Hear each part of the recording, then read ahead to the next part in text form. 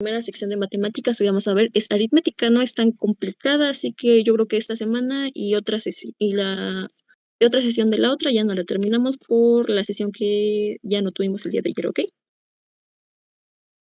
Bien, contenidos. El primer tema es números reales, que son los números reales son todos aquellos números que se pueden ubicar en una recta numérica, porque como sabemos, en los números reales se encuentran números racionales e irracionales. Pero antes que de meternos a todo esto de definiciones y todo eso, creo que primero necesitamos saber un poquito de historia de cómo es que surgieron los números reales, ¿ok? Antes que nada, hay que pensar cómo es que surgieron los números naturales, que son los que ocupamos normalmente para contar. Surgieron por la necesidad antigua de contar, porque antes los hombres sí diferenciaban los objetos, sí diferenciaban que era un fruto de otro, a pesar de que eran de la misma clase, tenían las mismas características, tenían propiedades iguales, sin embargo sabían que eran diferentes, o sea, no sabían que no eran, como que tenían que contar o una cantidad, se podría decir. No sabían captar cuál era la cantidad por lo que no sabían captar la cantidad de esos objetos, por lo que ellos empezaron a representar las cantidades con marcas en huesos, madera, piedra, para representar o el objeto observado, que eso concibió la idea del número. Pero conforme iba avanzando el tiempo,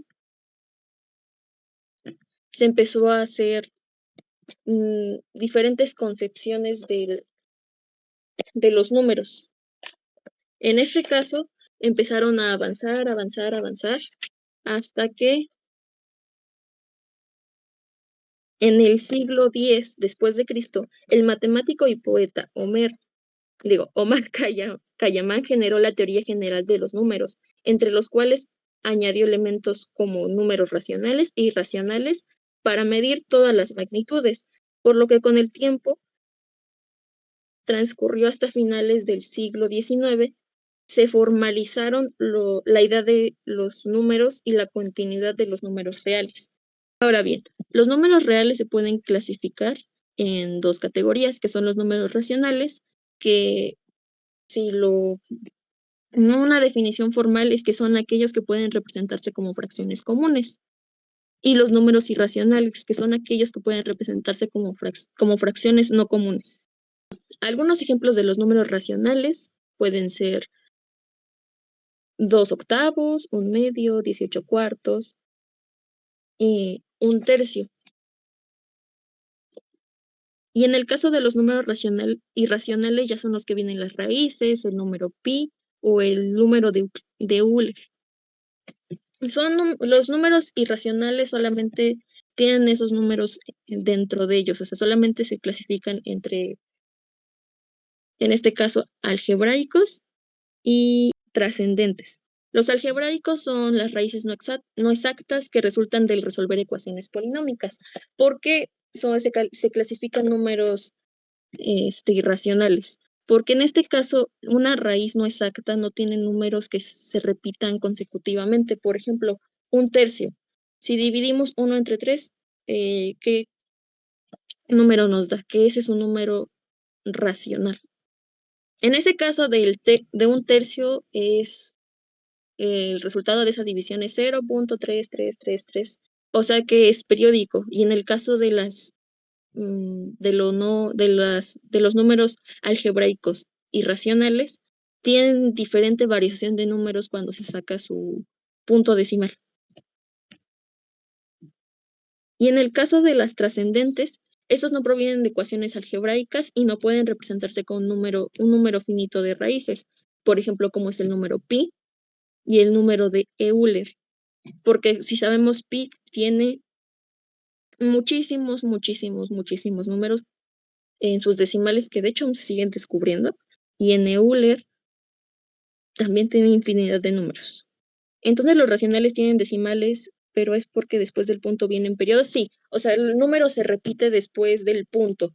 Por ejemplo, como dije, en 1/3 se pone, por ejemplo, en este caso el resultado es 0.3333, o sea, ese número que va después del punto se va repitiendo periódicamente hasta el infinito. Y en el caso de los irracionales, por ejemplo, las raíces, eh, mm, las raíces no tienen números que se repitan consecutivamente, sino que puedes, por ejemplo, puedes tener, no sé, mm, la raíz puede ser, no sé, 1.547, 2, o sea, los números no se van repitiendo. Michael, digo, sí, creo que fue Michael. No, un número irracional no se puede escribir como fracción de dos enteros. Clasificación de números racionales. Que esos se clasifican en dos tipos. El primero son números enteros, que para que, mm, primero les voy a dar la definición formal, se podría decir. Son un conjunto numérico que incluye a los números naturales positivos al cero y a sus opuestos negativos. Son valores exactos que no contienen decimales ni fracciones. Por ejemplo, los números que usamos eh, cuando somos chiquitos o los que usamos para representar la recta numérica, que como nos enseñan que el cero va en medio, del lado derecho son los positivos y del lado izquierdo los negativos. Pero para que se les quede un poquito más, se me ocurre poner esta definición más cortita, que es que representan partes exactas de una cantidad.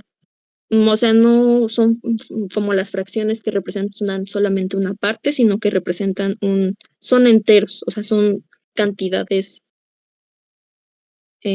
completas, como en fracciones vemos que un entero pues es uno, y en el caso de que supongamos que es una fracción este ¿cómo era? Mixta, me parece. Se pone el número y la fracción, como que representa un entero de algo, ¿ok? Ya la segunda clasificación de los números racionales son los números naturales, que son los enteros positivos, que son los que ahora sí usamos para contar. Normalmente, que es como les expliqué, que fueron los primeros números que se empezaron a usar en la antigüedad, los que no sabían que era un número como tal, o los que aprendemos de chiquitos, que es del 1 al infinito, se podría decir. Una definición formal es que son aquellos que utilizamos para contar elementos, ordenar secuencias o identificar posiciones. Son siempre enteros y positivos e incluyen todos los números a partir del 1 o el 0 según sea la convención de matemáticas hasta el infinito. Algo interesante que me pareció de esta definición y de lo que me puse a investigar es que para ubicar los conjuntos y ubicar el cero, los matemáticos aún no se han puesto de acuerdo, porque muchos dicen que sí se incluyen en los naturales, el número cero, sin embargo, otros dicen que no. Por eso hay dos tipos de notaciones. Por ejemplo, en el caso de que no quieras utilizar el cero, pues se pone la notación en este caso que les muestro, de n es del 1, 2, 3, 4, 5 hasta el infinito, o para indicar que vas a tomar en cuenta el cero es n, 0, 0 hasta el infinito. Pero en este caso, el n, no, subíndice, aquí lo puse superíndice porque no me dejó. No es necesario que se lo aprendan porque solamente es como un datito, ¿ok? Se desglosan de los números este, irracionales, ¿ok? Son definiciones de los tipos de números irracionales. Porque digamos que dentro de los números irracionales no hay otro tipo de números, solamente se encuentran irracionales, solo que hay dos tipos diferentes. Los algebraicos forman parte de los irracionales, que son básicamente las que son raíces no exactas. Por ejemplo, en este caso puse la raíz de 2 porque es una raíz no exacta, a diferencia de, por ejemplo, la raíz de 16. Los que yo tengo aquí anotados en mi presentación son números, ay, me regresé, números primos y números compuestos. Ujú. Ok, ok. Oh, Es- los números primos, son los números que solamente tienen 2 divisores, o sea, el 1 y sí mismo. Por ejemplo, aquí puse la lista de los números primos del 1 al 100. Como pueden ver, la mayoría, no digo que todos, la mayoría suelen ser números impares. Por ejemplo, en el número 5, el 5 es divisible entre 1 y el 5. Ya no hay. Bueno, prosigo. Después de eso se encuentra otra clasificación que son los números compuestos, que son aquellos números naturales que tienen más de 2 divisores. En este caso, pues el 12. El 12 en este caso, como pueden ver, tiene 1, 2, 3, 4, 5, 6 divisores diferentes. Básicamente son los números que sobran después de los primos. Después de eso viene la descomposición factorial, que básicamente aquí es donde ocupamos los números primos y la base del mínimo común múltiplo y máximo común divisor, ¿ok?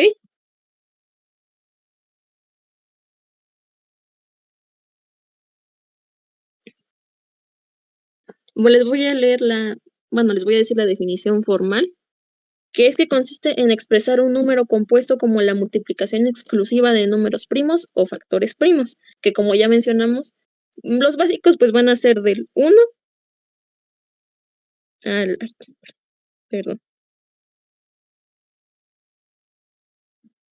van a ser del 1 al 5, que son los que normalmente usamos para sacarlo de los factores primos en los números que queremos encontrar el mínimo común múltiplo o máximo común divisor, ¿ok?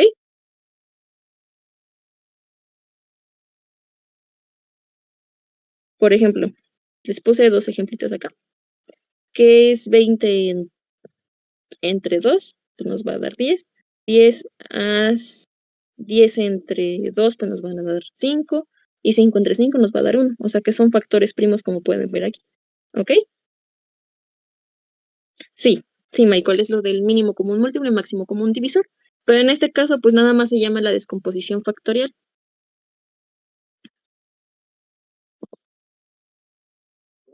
Y aquí les puse un número un poquito más grande que es el 536. Como pueden ver, aquí también tiene un número primo, sin embargo, es más grande, porque como dijimos, solamente se pueden dividir.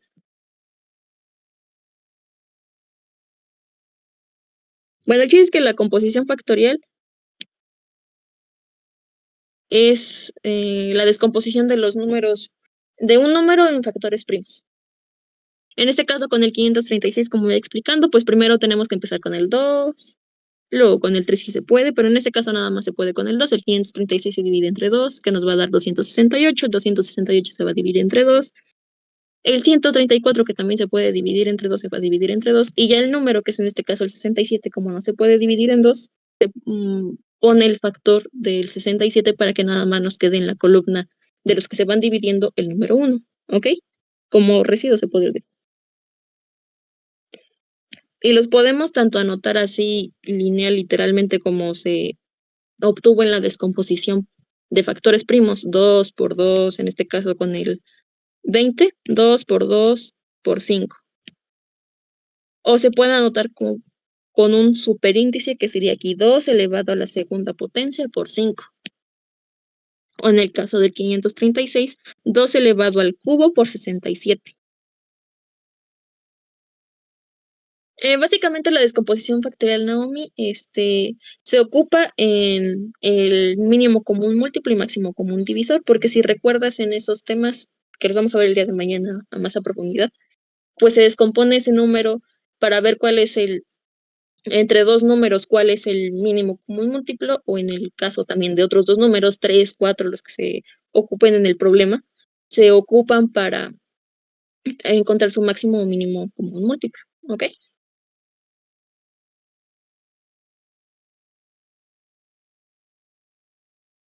Contestando la duda del late de y ya dividimos más de 2 veces, o sea que no son primos, que son números compuestos.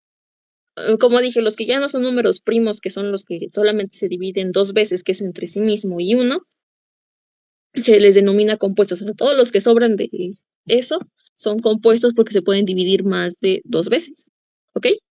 ¿Se comprendió esa parte o no? Díganme. Okey.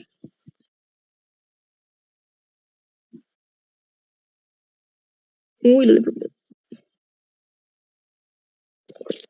Les voy a poner un videíto de las propiedades de los números, ¿ok? Hasta luego, chicos, los que ya se están retirando. Que tengan linda tarde.